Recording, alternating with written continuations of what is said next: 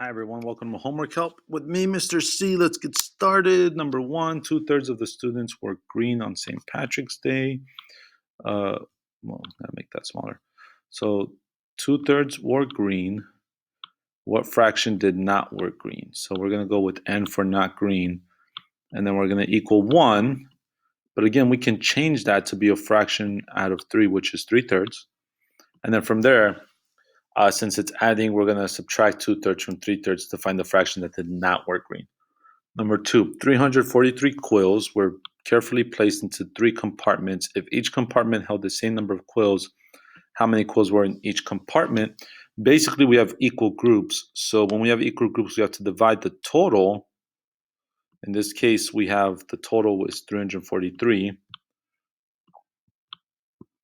We have 7 groups. And then we have a number in each group. So I guess we're going to go into the compartment, which is C. And then from there, we just use our inverse operations to solve. Choose the formula for perimeter of a rectangle. C and D are automatically eliminated because those are formulas for area, and we're looking for area formula for a perimeter. Remember that a rectangle has opposite sides that are the same, but not all the sides are the same. So you want to keep that in mind when you're trying to figure out what the formula is going to be. S typically represents sides in a square, where length and width typically represent the rectangle sides. Write a squaring fact and a square root fact illustrated by the square. So we have 1, 2, 3, 4, 5. 1, 2. So this is a 5 by 5 square. So if you wanted to write a squaring fact, you have to do something squared. And in this case, it's the base squared. So you got to count the number of units for the base and then just write it squared. As for your square root fact, you have to find the square root of the total number of squares inside the square. So you have to count up all the squares, and that's going to be your square root fact. Number 5, write each number as a simplified fraction or a mixed number. So we have 3 and 12/21. So we have 12/21, which we can simplify by dividing by the greatest common factor, which happens to be 3. That'll give us 3n, our fraction.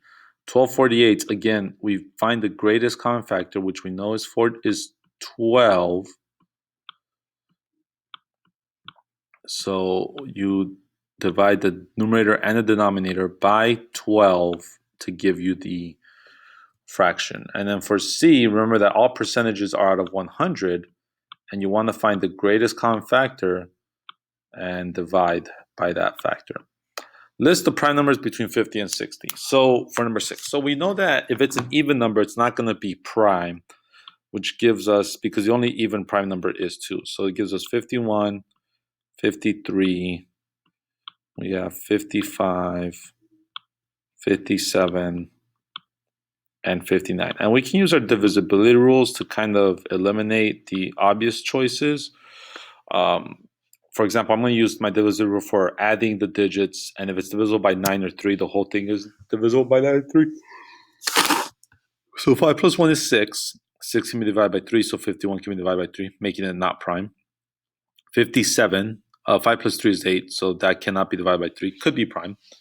5 plus 5 is 10, could be prime. 5 plus 7 is 12, 12 can be divided by 3, so that's not prime. 5 plus 9 is 14, 14 cannot be divided by 3, so it could be prime. So use the divisibility rules to try to suss out the prime numbers. Number 7, write the prime factorization of each number. We're going to go with factor trees for this one. So for 50, I have 50, and we can split that up into 10 and 5. And then for the 10, we can split it up into 5 and 2. So the prime factorization would just be 5 times 5 times 2. And that's really all you have to do to find your prime factorization for these, is just make a factor tree. They don't have to be prime factors. So for 60, I could do 10 and 6, which neither of which are prime factors, but I could then continue factoring them to get prime factors. Same thing for 300. You could split it up into 10 and 30 to achieve your result, and then keep simplifying or factoring.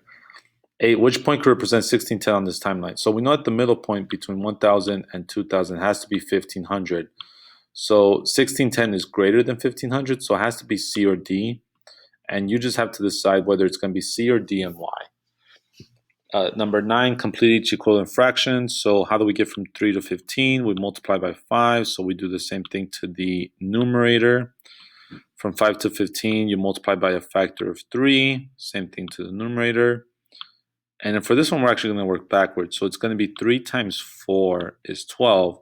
So you have to find a number that times 4 would make 8. What property of multiplication do we use to rename fractions? We use the identity property, because essentially we're dividing or multiplying by 1.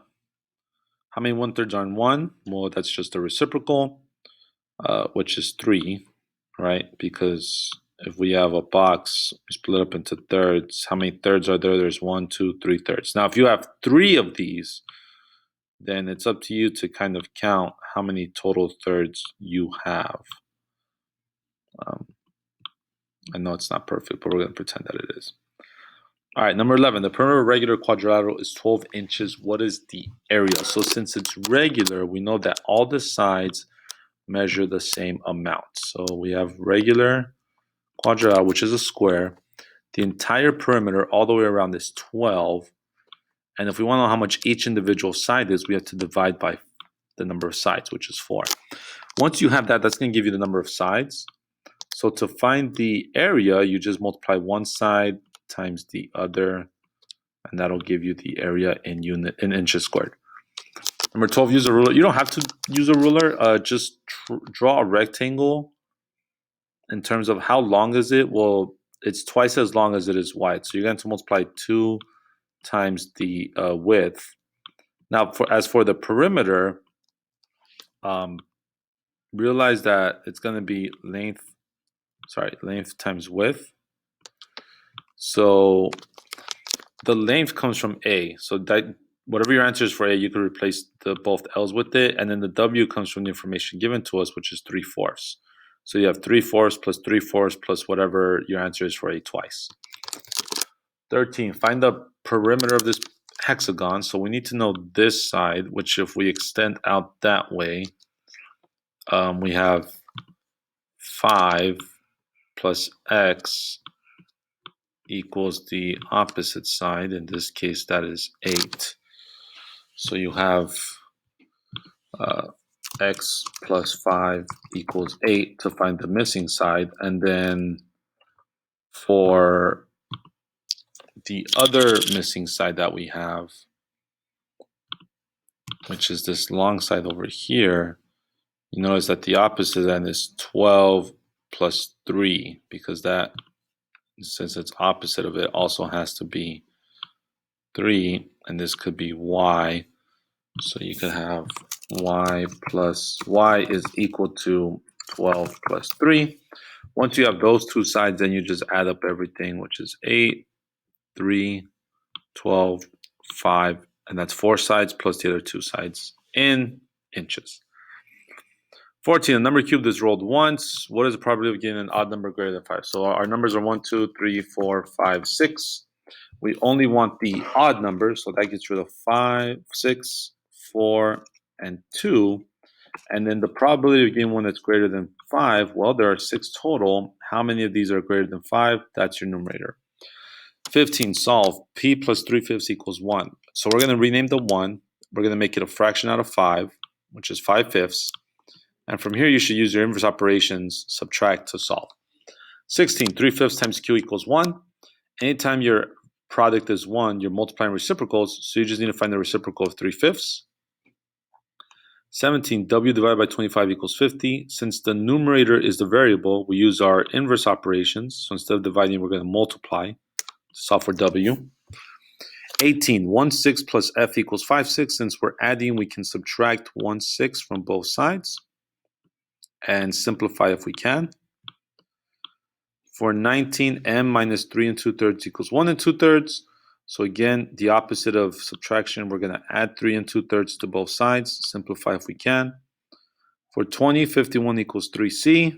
Since we're multiplying, remember that a number next to a variable is multiplication. We're going to divide by the coefficient, or the number being multiplied.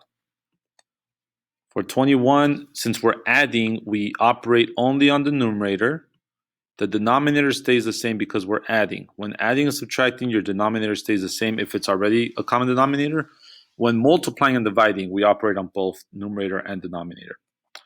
For 22, we have 2/3 to the third power, so we could expand this out to share the exponent. So 2 to the third power divided by 3 to the third power, and then just simplify it. Or you could do 2/3 multiplied by 2/3 multiplied by 2/3. And since it is multiplication, we're going to operate on the numerator and the denominator. 23, find the prime factorization of 225. So again, you want to use a factor tree or division by primes.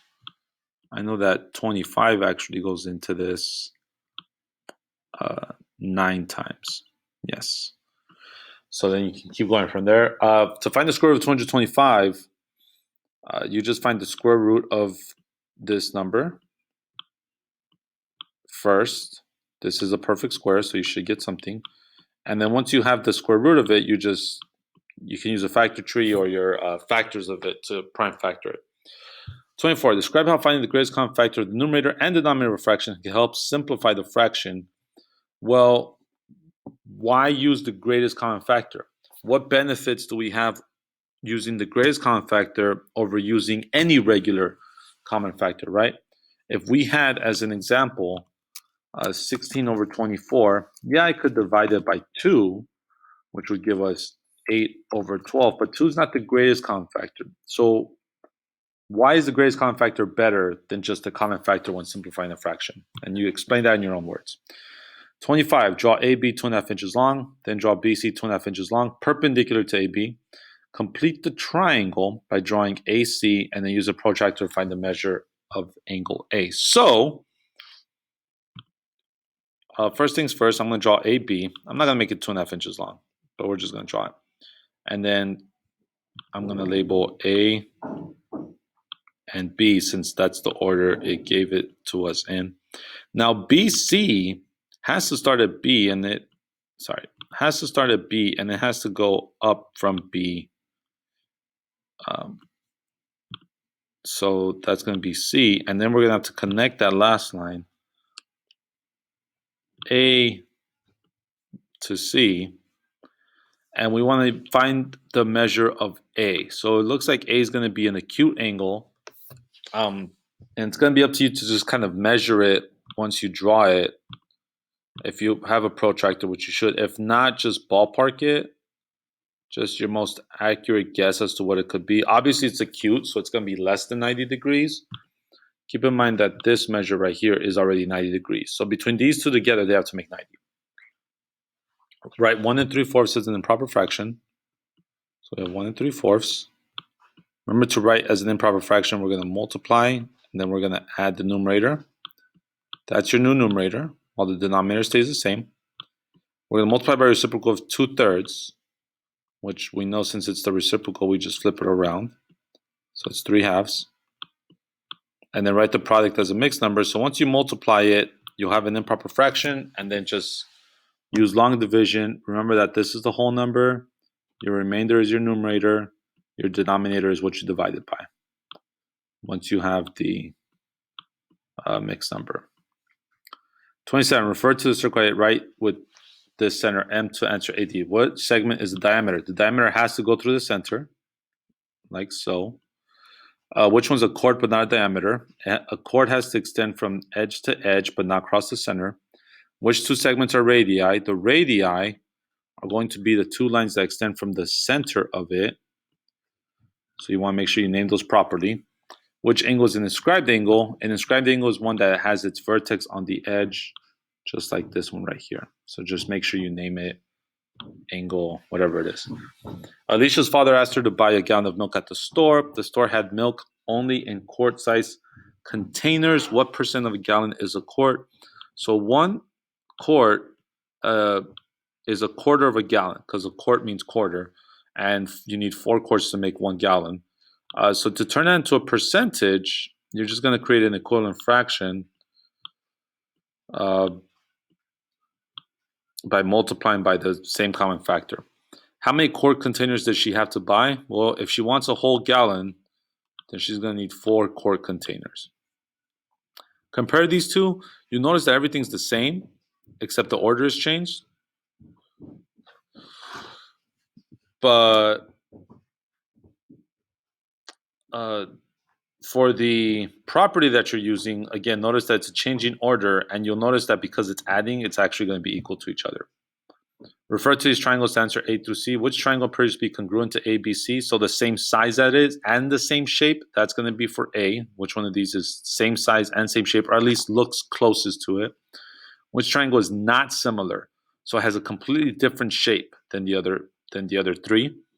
And which angle in QRS corresponds to A and ABC? You'll notice that A is actually this top angle across from the second longest side. And over here, the second longest side appears to be QR. So you want the angle across from that, and that's going to be the one that corresponds. It's going to be the same thing, different location, right? So that has been our homework help for today. Your extra credit, since it is October, we're technically in the fall season. So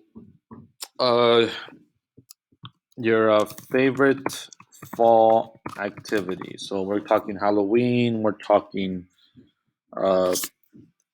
pumpkin picking, apples, Thanksgiving, random things, or just something that your family does in the fall. Maybe it's watching football, I don't know. So what's your favorite fall activity? And that being too difficult, maybe favorite fall type of food. All right. So that has been your homework for today. Hope you have a great day, and we'll see you later.